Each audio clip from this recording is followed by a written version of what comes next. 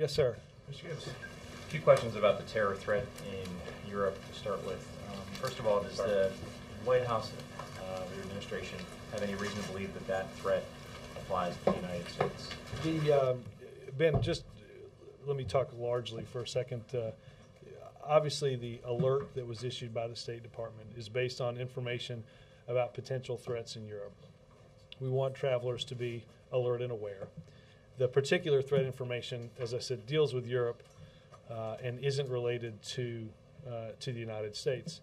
Having said that, we certainly know that Al-Qaeda and its affiliates seek to do us harm and attack us here. So we remain vigilant about protecting our homeland, and I think that's all I have to say about that. Can you update us on the President's activities as it relates to this over the last day or so in terms of briefings or calls to leaders? I am not aware of other calls. Obviously, the team at State and inside the building have worked in conjunction with our European allies in talking through information and steps that we're taking. The President was briefed on this on Saturday here in the White House. I assume there was some discussion about this in the daily briefing, but I don't have anything specific on that. And some people who this applies to or traveling in Europe can find this kind of unnerving. They're being asked to be more vigilant, but not really sure exactly what that means as they're going about a trip or seeing family members there. What is the President? What's his message? Well, first and foremost, let me say this: there's obviously an extensive amount of information on the State Department's website. This is, in many ways, I think you should think of this as taking some very common sense precautionary steps. Again, many of those are listed on the website with the alert. This is not a warning, travel warning, telling people not to go. This is simply to raise awareness and alertness of those that are there, report suspicious activity, be very aware of your surroundings.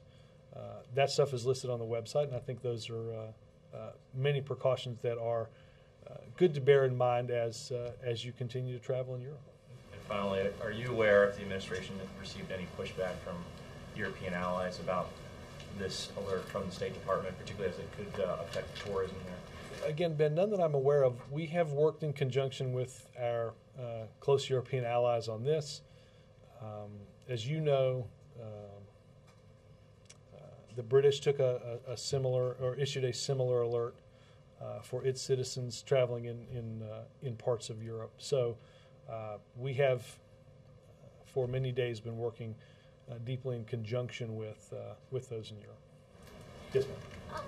Yeah, it's an entire continent. Why so broad? Well, again, to give the best available information about for those traveling in the area to be alert. Okay, and a U.S. drone strike killed 8 Germans in Pakistan today. Do you have any information about that? I don't, and if I did, I wouldn't get into it. No, no. What about these reports that you may be leaving us for the DNC? I would refer you to what I said on Saturday about that. People in this building are focused on what they're doing here now, much like I am. I'm happy doing what I'm doing. What does that mean? If I don't stay? Yes or no? Yeah. Are you ruling it out? Yeah. I haven't had any conversations about it, so. But are you thinking in your mind, not about conversations, are you thinking about staying or leaving? Is it a possibility? April, I love my job. We all love our jobs, but sometimes if other things I would say the ferociousness with which you're asking this question might be a signal to your employer that you have some deep-seated. I love my job. I'm asking about you. And you know what? I'm not going to talk about my job. Yeah. There's been a lot of talk about what kind of legislation the Congress might consider after the elections during the lame duck session. And I'm wondering if the President would have any problem with any specific legislation passed in lame duck. For instance, would he be concerned at all if an energy bill, a major energy bill, were passed, finalized in a lame duck? Would he be concerned at all about a major immigration bill passed, finalized, sent to his desk from lame duck? Well, Jake, it's hard to know what that would mean based on. We obviously need to look through. I mean, as a philosophical concept. I'm not asking you to sign off on legislation. I would just say this, Jake. There are obviously, and I mentioned this last week. Here, there are a number of important things that that continue to need to be done that didn't get done at the end of the regular legislative session. We've got a START treaty that we believe needs to be ratified through the Senate. Obviously, a fairly large tax debate is going to have to be settled before the end of the year. We have the reauthorization of the Children's Nutrition Program. There are a whole host of judgeships that have languished for far too long, and I anticipate that we'll have a new budget director that will be confirmed by the full Senate. So there are a number of things that certainly have to be done. I can't look into my crystal ball in terms of what you said. Obviously, the president continues to believe that energy and immigration are tremendously important priorities. But would they be important? Let's specifically talk about energy and immigration, because they're obviously it's vast, bold legislation. It's controversial legislation. It's legislation that there have been problems with introducing during the Congress. Does the president think that because they are so big that they should be considered by the next Congress, or would he be okay philosophically with immigration or energy being addressed by a lame duck Congress? Jake, again, it's hard to get around the hypothetical. Obviously, these are issues that, look, let's take immigration.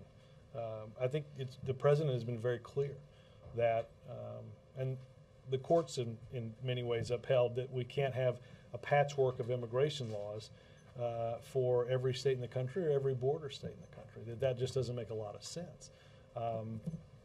Obviously, the president was supportive of the Senate taking up and passing the DREAM Act before Congress adjourned, and that obviously didn't happen. We continue to look for ways to work with Democrats and Republicans to move forward on immigration. Okay, thank you. Yeah. Yes, sir. Robert, just to follow up on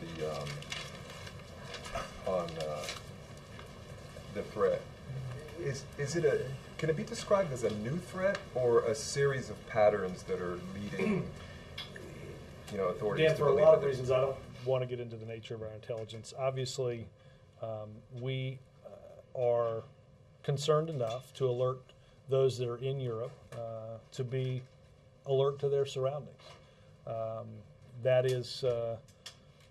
That's what the State Department's job is in issuing such an alert, to ensure that those that are traveling, that they're aware of that and that they remain safe. But did something change from perhaps like last week or the last 2 weeks? Was there something that specific that happened that led to this? I would just say, look, we have been tracking various threats for a while. This is. I don't think this is tremendously out of the norm in terms of ensuring that those that are traveling in Europe are aware of what's out there. And in terms of the next 2 years, how does the president view going into the next 2 years, sort of as he sits back? What is his vision? Well, look, we've got to finish, Dan. I don't want to write off the rest of this year since it's the first week in October. That we've got a lot of stuff, as I just mentioned to Jake, that we need to get done. And look, we'll have time to think through, and next year or the year after that, at some later date. I'll be honest with you, we have not spent any real amount of time discussing legislative tactics or a strategy for January. We've got a lot left to do in October, November. Obviously, I think you've heard the president say when he's out talking about what's important to the American people and what's important to him, a number of legislative priorities that we haven't finished. Obviously, I mentioned a few. Jake mentioned a few. I mentioned a few in terms of what we need to do to continue to finish the business that the president saw that we had this year. That's what our focus is. Thank you, Robert. In one of the statements that came out over the weekend on the terrorism in Europe situation, it said, from the day we became aware of this latest plot, the President made clear we need to do everything possible to disrupt this plot. Is it a specific plot that we're talking about here? Chip, I obviously, I think that sort of speaks for itself. I don't want to get into the nature of our intelligence as it relates to all this. Again,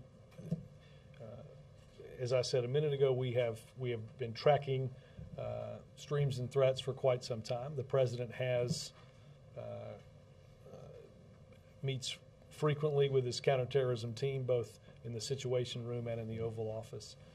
He has made sure to ask them what tools they may need to deal with threats that are either overseas or those that could impact here at home, and to do all that we can to share information and to ensure that we're taking all of the necessary precautions as it relates to those threats. We know, and we have known for quite some time, and this isn't based on anything that you read there, that Al-Qaeda and its extremist affiliates seek to do us harm here.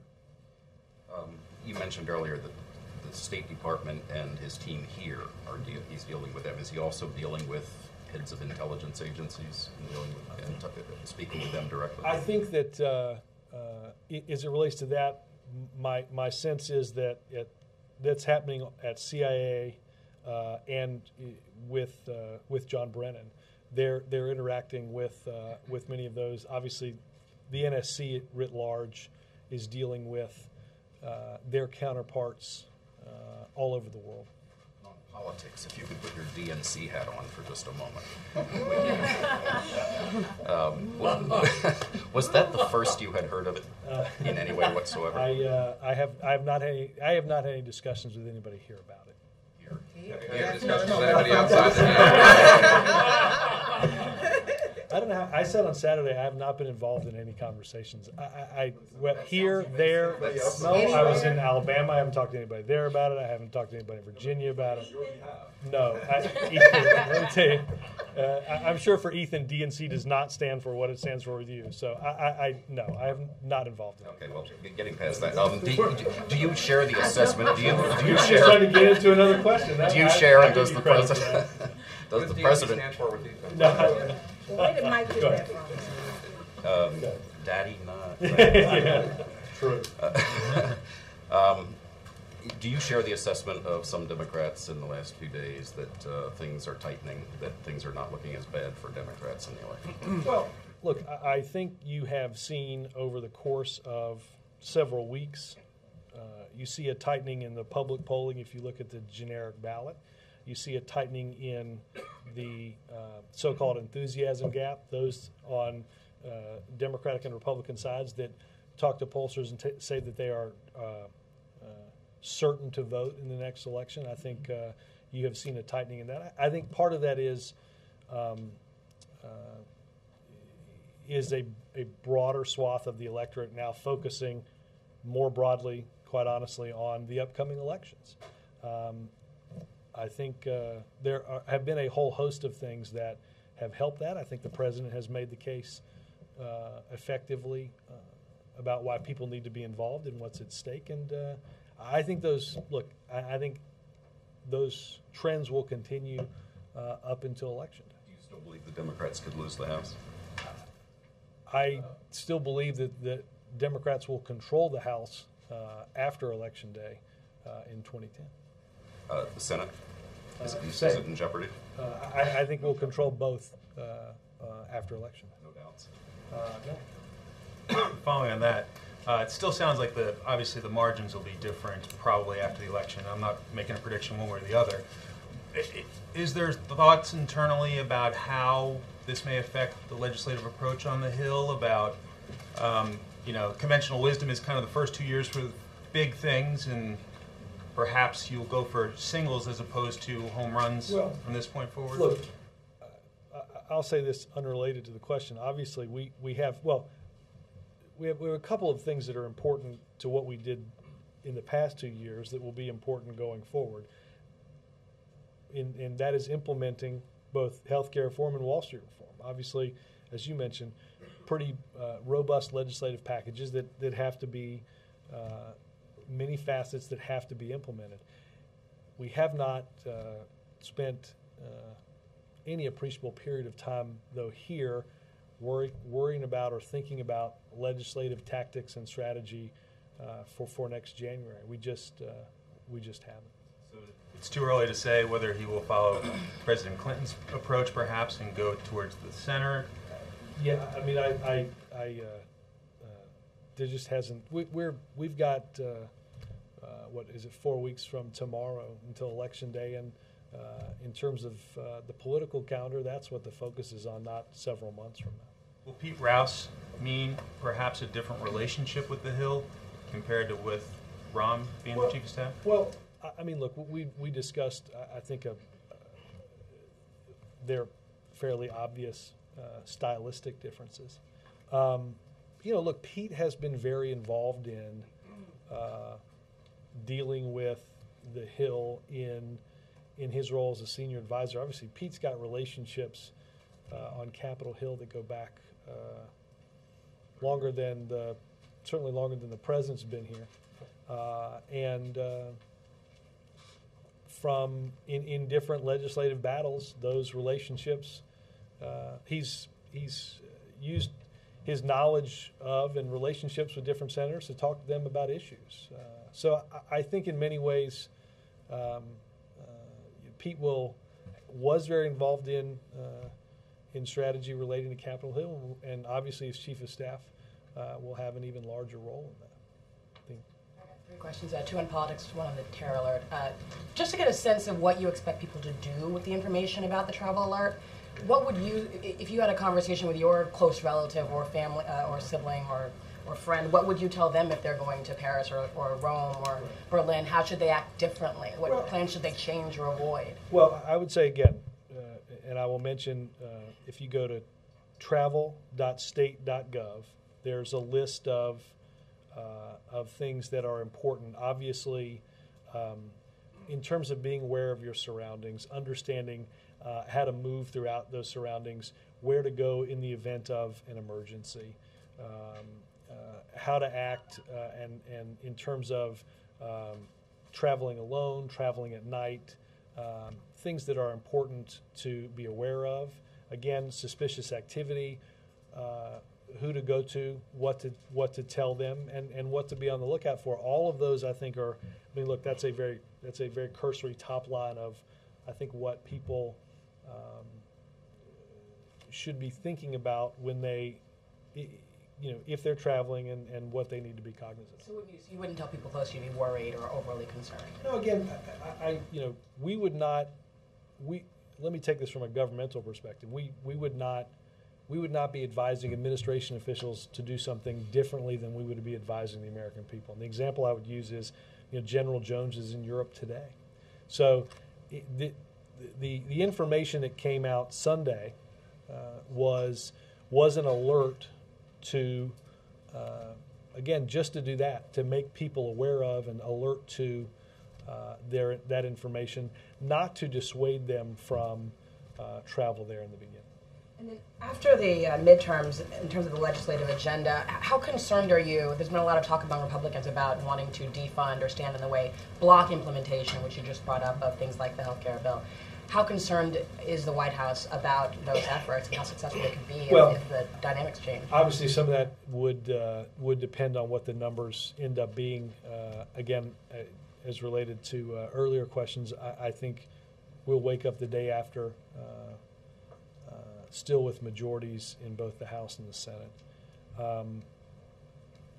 Look, I think you have heard the president talk about and other officials talk about what walking away from health care reform would mean.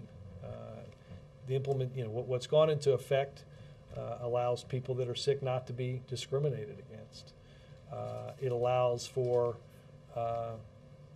preventive care to be administered without charge. That's to walk away from that. We've extended the life of Medicare.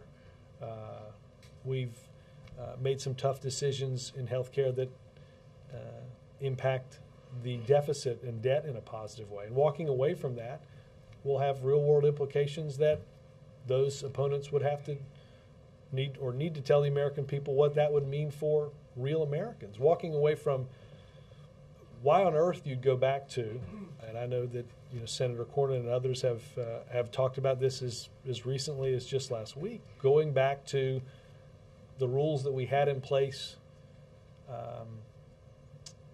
that related to Wall Street, that related to derivatives, that related to a whole host of risky financial transactions. Why you'd want to go back to the same rules that we had that caused this versus what's now in place to prevent something like this from happening is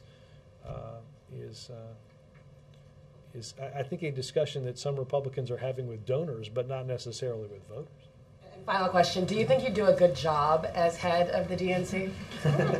I'm not going to. I will say this: I think we have a wonderful chairman at the DNC right now who is doing an extraordinary job, and I think all you need to do is look at the news today, at their ability to excite the base and the grassroots to contribute in the very same way that folks did in our election, and that was, not they don't take money from PACs and lobbyists. They're getting small donations from people out in America. Laura. Thank you.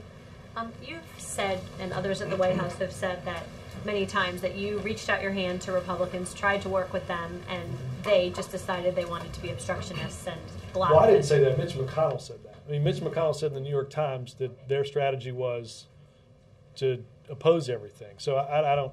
You've said it as well. Right. I think it's fair to I've say. quoted Mitch McConnell. Yeah. Do you believe that if you're looking at how things deteriorated in Washington, that 100% of the blame goes on Republicans, or do you think that the White House and Democrats share some of the blame? I don't look. I guess if you were to ask us if we've done 100% of everything right, the answer to that would be no. But understand, again, it is bipartisanship has to be a two-way street, and whether the example is Mitch McConnell saying that in the beginning we had a very defined strategy of opposing everything, which is borne out in many of the votes, or if the president still tells the story of I think we're in the Oval Office or in the outer Oval Office. We're getting ready to get in the motorcade to go to Capitol Hill to meet with House Republicans in their caucus and talk about the Recovery Act. And somebody hands us a statement that says the Republican caucus is going to oppose it. I mean, that was before we could, the cars were idling it, but nobody was sitting in them to go up there and have a discussion about that before they said no. I think it was a very well-executed strategy.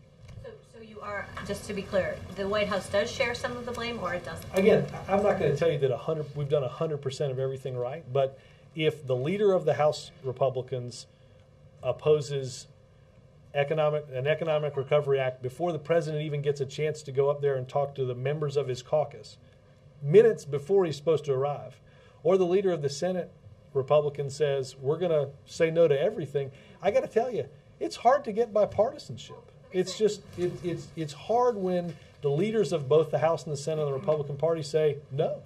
The reason I ask is I'm wondering if, looking ahead to next year, you feel the White House needs to make any adjustments in how you work with Republicans, or if it's up to them to change. Well, if their strategy is, you can't just to be clear. I mean, I don't expect you to speak for them. I'm just asking you to speak for yourself. In this case, I will. You can't get them to cooperate on anything if their answer to everything is no. If their starting position is no. Look, who would have thought we would have judges who would sit for 230 or 240 days that pass out of a committee unanimously? Who would have thought that somebody would sit up here and say that for 3 months, a small business bill that cut and eliminated capital gains taxes on small business would be almost universally opposed by Republicans, except for a few, obviously, in the Senate that helped get the bill through? It's unprecedented what they've said. No, I will say this, Laura, that there are a lot of, and we've gotten a decent number of questions today about sort of what do you do in January? Our focus right now is on the remainder of October, November, and December before we get to January. So, but it sounds like what the takeaway I get from that is that really it's up to them to change it. You guys have, for the most part, done what you need to do. We have, the president has reached out to and asked Republicans to participate in the activity that we know of as government. Regrettably, the strategy from the very beginning, from Mitch McConnell to those that serve in the Senate, from John Boehner, from those that serve on the Republican side in the House, was to say no. It's hard to overcome that when there is a specific strategy of saying no that comes from the leadership.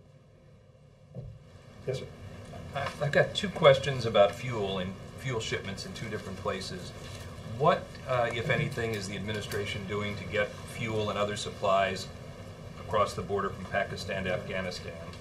And well, and then I'll ask you my second one. Yeah, we obviously that we are in discussions and working with the government of Pakistan to address the concerns that relating to the closure of the border there. We believe we are close to yielding, close to producing some results on that, and may have more on that in the future.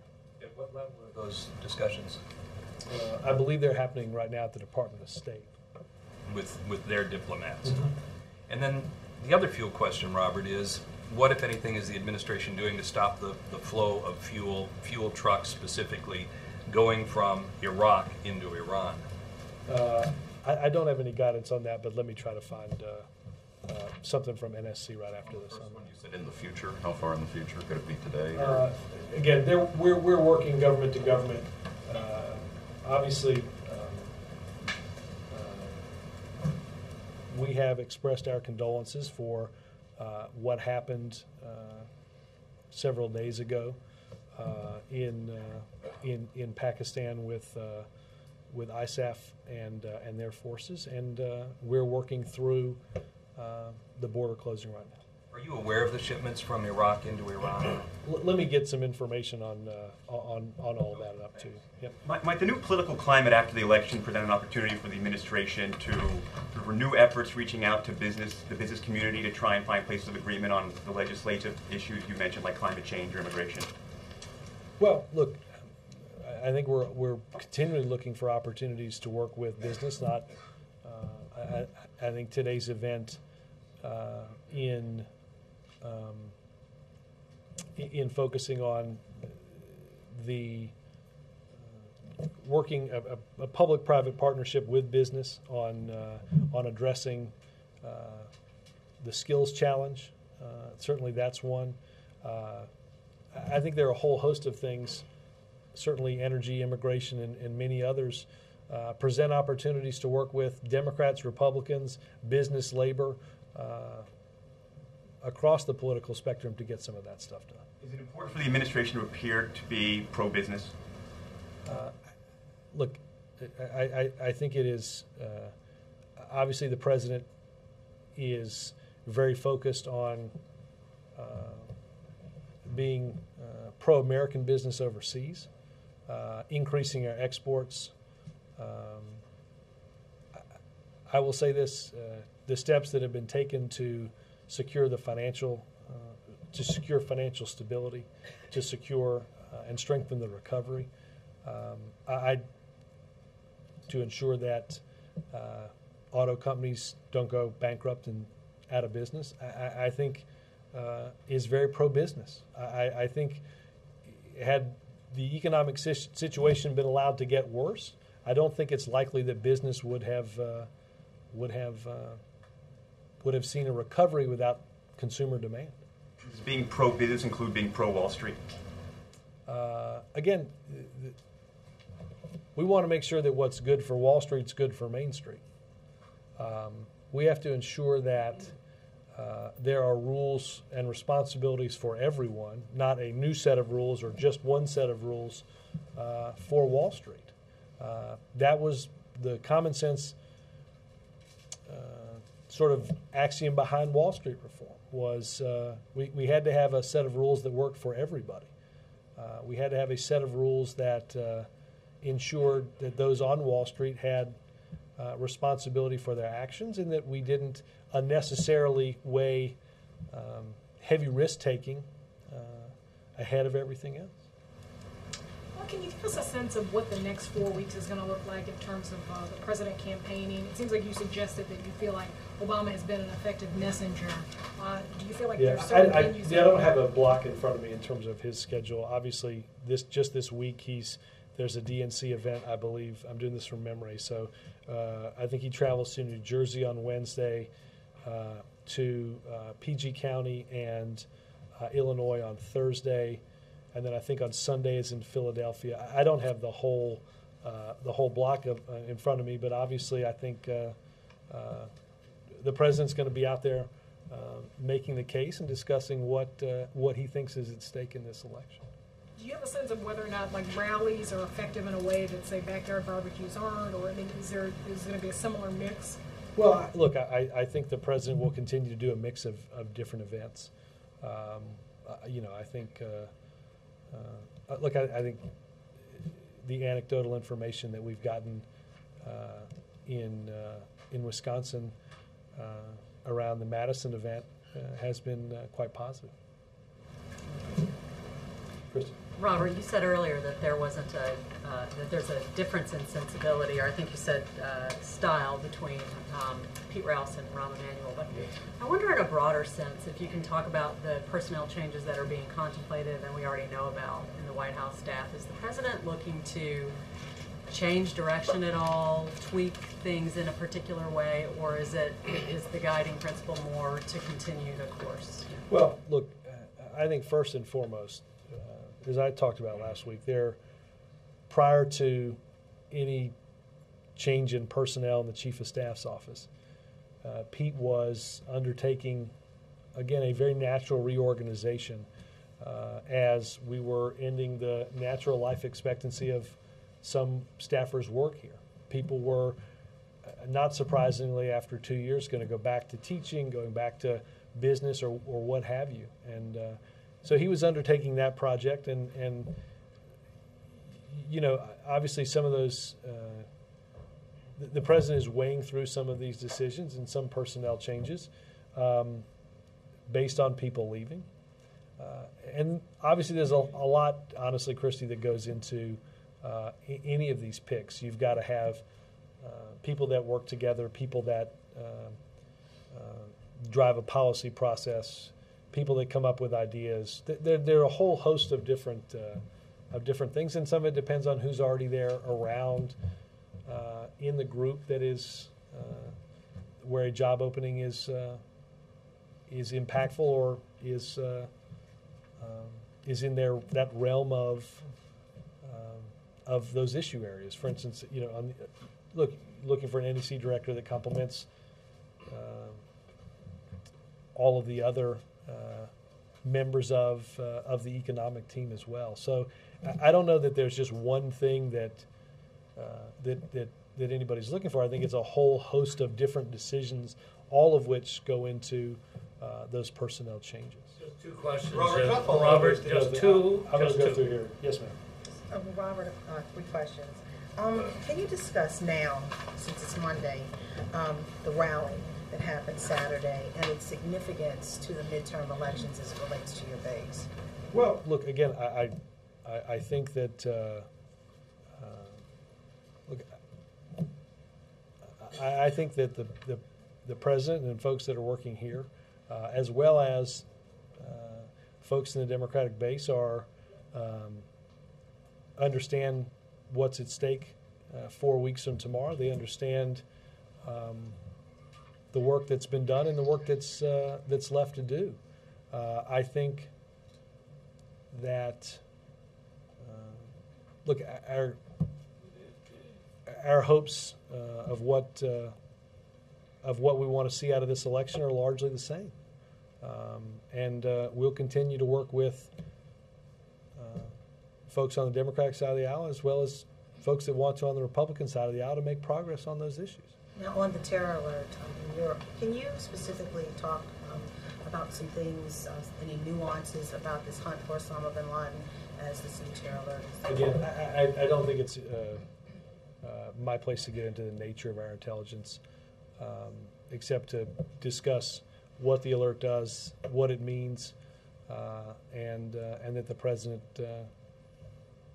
meets regularly with the counterterrorism team to ensure that they have all that they need to keep us safe here at home and abroad. He concerned himself that it's taken this long to capture Osama bin Laden. Granted, he is one part of a whole. Okay, well, I doubt that anybody has stood here in the last this administration or the two previous that wouldn't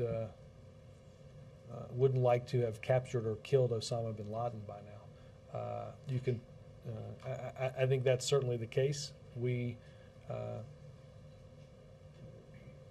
will continue to take the steps necessary to keep us safe from him and others like him who plot and plan to do us harm. And my last question to you. You know the importance of words, and you're very strategic in what you say to us, especially from that podium.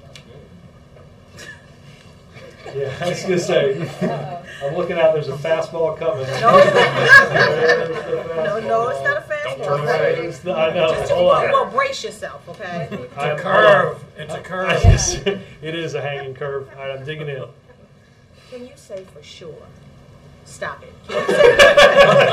Can you say for sure that you love this job that much that you're not even considering? I want a straight answer. Wow, you've April, I do love this job.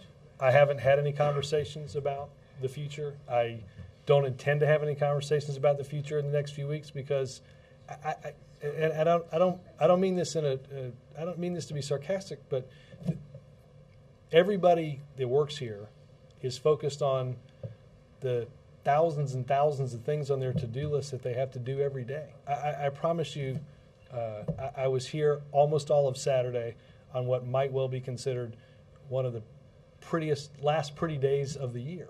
I would love to have been running around outside, but there were tons of things to do here, and we're focused on doing those. I'm hanging on every word you say. And you say the next few weeks you're not going to have any conversations. So what happens in the next couple of weeks? You know, April, I'm happy to answer questions about the travel alert.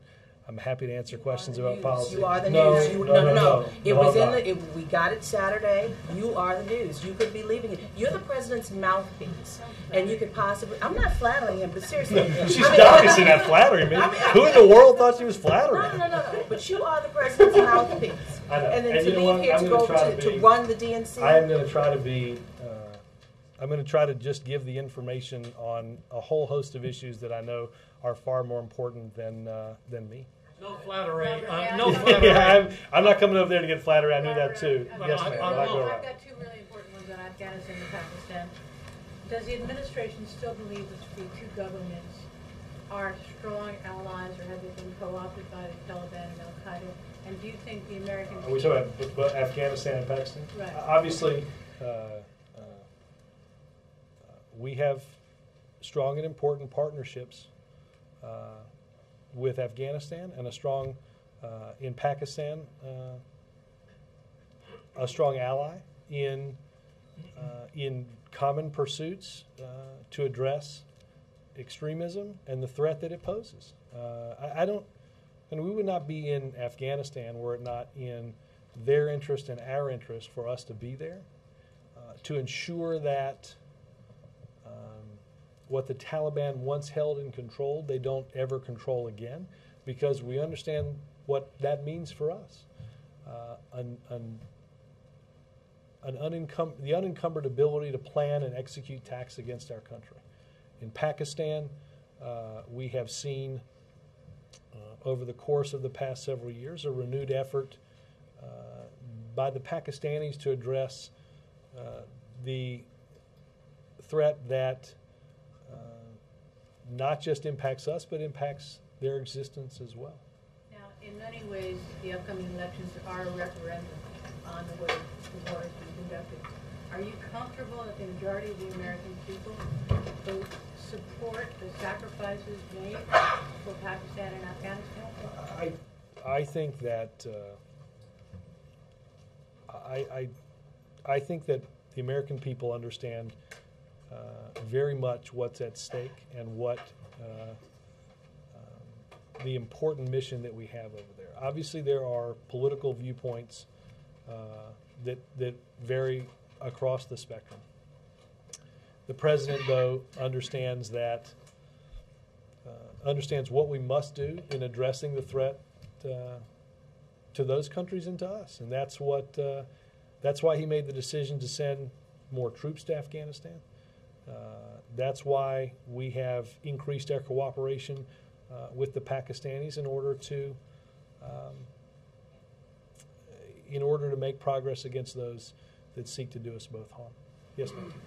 In the Middle East, in the last few days, there's been a frenzy of diplomatic activities by Senator Mitchell. At what stage do you think the president will be involved personally to save the talks from collapsing, and whether any guarantees has been given to either side? Well, former Senator Mitchell and Secretary of State Clinton are very involved on this on a daily basis. They're the president's representatives. They are working actively with both sides on a way forward. I would quote to you what former Senator Mitchell said this weekend, that despite the differences, both the government of Israel and the Palestinian Authority asked us to continue these discussions and efforts. They both want to continue those negotiations. So we are working with both parties to try to find the appropriate way forward. Any guarantees were given by the president to the Israelis or the Palestinians? We have. I don't want to get into what Senator Mitchell, what diplomatic negotiations might have gone on, but I know that they are actively working each and every moment of the day to try to find a way forward on direct talks. Karen? Yeah, thanks, Robert. It looks like the defense authorization bill and with it Don't Ask, Don't Tell repeal sort of barreling toward a dead end. 69 House members and now 16 senators have signed on to a letter urging the president not to instruct his Justice Department not to appeal a recent decision that ruled Don't Ask, Don't Tell unconstitutional. Is that something that's even being discussed within the walls of the White House right now, not appealing that decision? Karen, I would point you over to I think the Department of Justice, last I heard, was reviewing the case. Obviously, the president has a deeply held view that this is a law that can and should be changed. We worked to make sure that happened in the House, and we regrettably were unsuccessful in the Senate. That is not going to stop the president from trying. And I know that without being totally aware of all the discussions in here, I know that the Justice Department is weighing a series of arguments as they make those decisions. Right, but ultimately, that power resides with the president. I mean, he can instruct his Justice Department not to appeal. Yeah, and I don't. I'll be honest with you, Karen, I don't have an update on whether that's something that's happened in here. Any contingency plans at all? I mean, I've listened to you talk about the priorities for lame duck. Rattled through them on Thursday, Friday, and today, and not once has defense authorization been mentioned. Yeah, though I will say, and I think I've said on a couple of occasions that off the top of my head, I wouldn't necessarily say which list is completely exhaustive. Let me see if I can get better guidance on that. Understanding again the president's deeply held belief that we have to get this changed. Sam, and then I'll go. Yeah, I was just curious, from your perspective, what are the most noticeable and immediate differences with a new chief of staff these first couple days?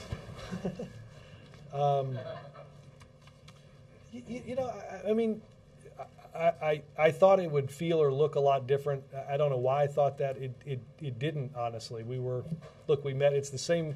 It's in many ways the same group of people minus Ram, meeting in the same room at the same time to discuss the issues that we had on Friday when he was here. Look, obviously, again, as I said, Pete's got some stylistic differences, obviously, from Ram, but Pete was also involved in every one of those meetings, every one of those discussions. We continue to be very focused on many of the things that we had in front of us on Friday when Ram was chief of staff, and are continuing to do so with Pete. Though I will say I can't stay awake that late, so I watched Saturday Night Live today, and Was it accurate? wow, that was I can't speak to its accuracy. It was quite entertaining. Thanks, guys.